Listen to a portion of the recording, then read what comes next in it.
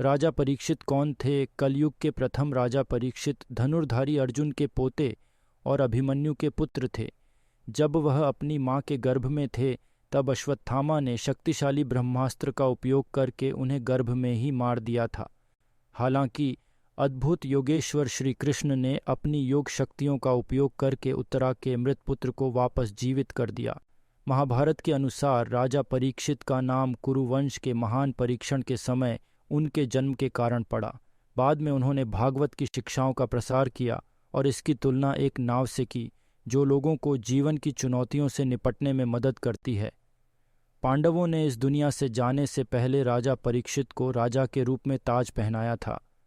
अपने दयालु स्वभाव के अनुरूप परीक्षित अपनी प्रजा की ऐसे देखभाल करते थे जैसे कि वे उनकी अपनी संतान हों।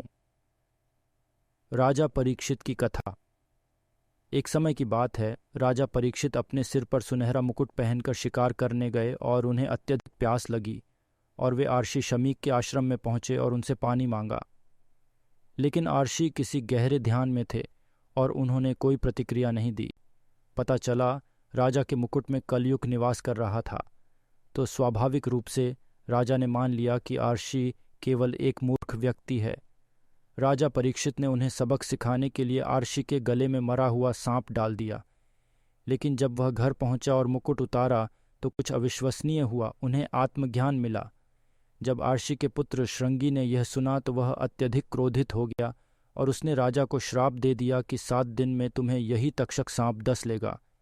एक बार जब आर्षि अपने ध्यान से बाहर निकले तो उन्हें अत्यधिक ग्लानि महसूस हुई और उन्होंने राजा परीक्षित को श्राप का विवरण भेजा। इस बात पर राजा को लगा कि वह जीवन से बहुत थक चुका है। उसने अपने सबसे बड़े बेटे जन्मेजय को सिंहासन सौंप दिया और साधुओं के एक समूह के साथ गंगा किनारे आराम करने का फैसला किया। दैवयोग से सुखदेव जी प्रकट हुए और राजा परीक्षित को श्रीमद् भागवत की कथा सुनाने लगे। राजा कहानी में इतना खो गया और भगवान पर ध्यान केंद्रित किया कि वह श्राप के बारे में पूरी तरह से भूल गया। लेकिन 7वें दिन वह तक्षक सांप आया और उसे डस लिया और वह परमधाम को चले गए। राजा परीक्षित और कलयुग। एक बार की बात है, राजा परीक्षित विश्व विजय के लक्ष्य से कुरुक्षेत्र की ओर बढ़े। अचानक उसकी नज़र एक आदमी पर पड़ी जो कि एक बैल को मार रहा था और पता चला कि वह आदमी कलयुग था। बिना किसी हिचकिचाहट के राजा ने अपनी तलवार खींच ली और कलयुग को सख्ती से आदेश दिया कि यदि वह अपने जीवन को महत्व देता है तो वह मेरा राज्य छोड़ दे।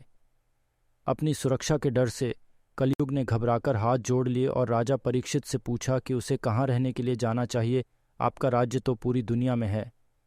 जवाब में राजा ने कलयुग के निवास के लिए 5 विशिष्ट स्थान बताए: शराब, जुआ, पशु हिंसा, वेश्यावृत्ति और सोने से भरे स्थान।